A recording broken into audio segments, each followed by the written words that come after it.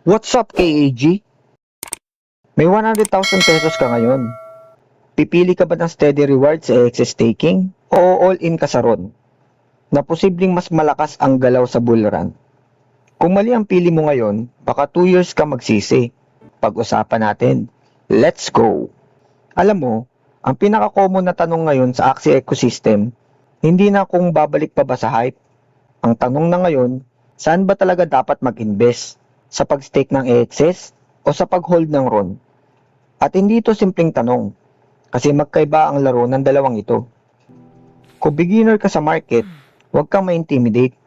I-explain natin to step by step. Kung matagal ka na, mas lalo mong maiintindihan bakit critical ang decision na to. Ano ba talaga mga role nila? Quick recap muna. Ang AXS, ang governance token ng Axie Infinity. Parang ownership vibe siya. Pwede mong i-stake para kumita ng rewards. Si RON naman, ang gas token ng Ronin Network. Lahat ng transaction, kailangan ng RON. Teka muna sandali. Tanong ko sa'yo, alin ang mas mahalaga sa isang ecosystem? Ownership token o fuel token? Pag walang gas, walang galaw. Pero pag walang governance, walang direksyon. Magkaiba sila ng power. AXS staking, strength and weaknesses. Unahin natin ang AXS staking. Anong mga strength nito? May passive income ka. Hindi ka lang nakahold, kumikita ka habang naghihintay. Historically, malakas ang pump ng AXS kapag may major update. Noong 2021, isa ang AXS sa pinaka-explosive token sa gaming space. Pero, ang weakness nito, inflation risk. Kung mataas ang emission, diluted ang value. Dependent siya sa popularity ng game.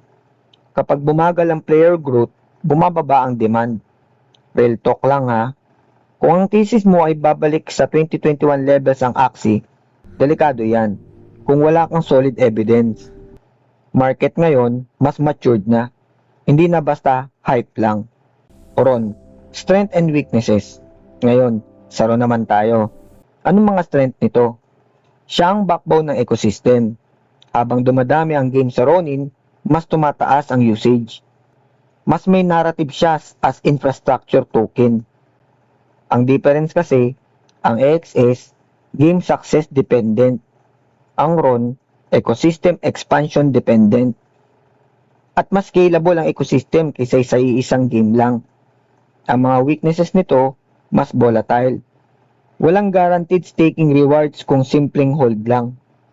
Kung mawalan ng traction ang Ronin chain, bagsak din siya. Tingnan natin logically. Sa crypto cycles, infrastructure tokens often outperform in expansion phases. Governance tokens often pump kapag may specific catalyst. Ang tanong, may upcoming ba na catalyst para sa AXS? May mass onboarding ba sa Ronin ecosystem? Kung ang focus ay multi-game ecosystem growth, mas logical ang demand ng RON. Kung focus naman ay revival ng core Axie gameplay, may case si AXS para sa mga newbie. Ito ang simpleng framework. Tanungin mo yung sarili mo. Gusto ko ba ng steady yield kahit maliit? Kaya ko ba ang volatility? Ano ang mas pinaniniwalaan ko? Single game comeback o chain expansion? Sample, kung 50,000 ang capital mo, ang option 1, stake AXS. May yield ka habang nag-iintay. Option 2, hold RON.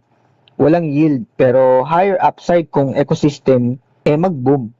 Walang tama o mali. May alignment lang o wala sa strategy mo.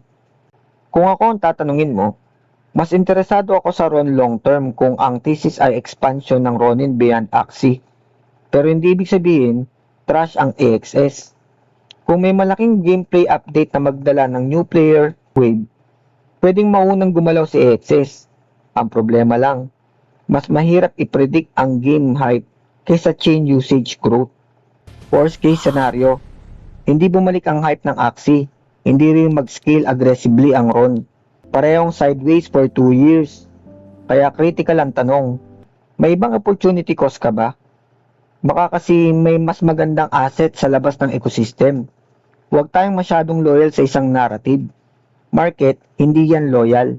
In summary, hindi ito excess versus Ron. Ito ay, ano ang thesis mo for the next 2 to 3 years? Game revival? Chain domination? Kung tama ang thesis mo, panalo ka. Kung mali, kahit anong token ang hawak mo, talo ka. Pag-isipan mong mabuti. Comment mo, excess o Ron, at bakit? Game on!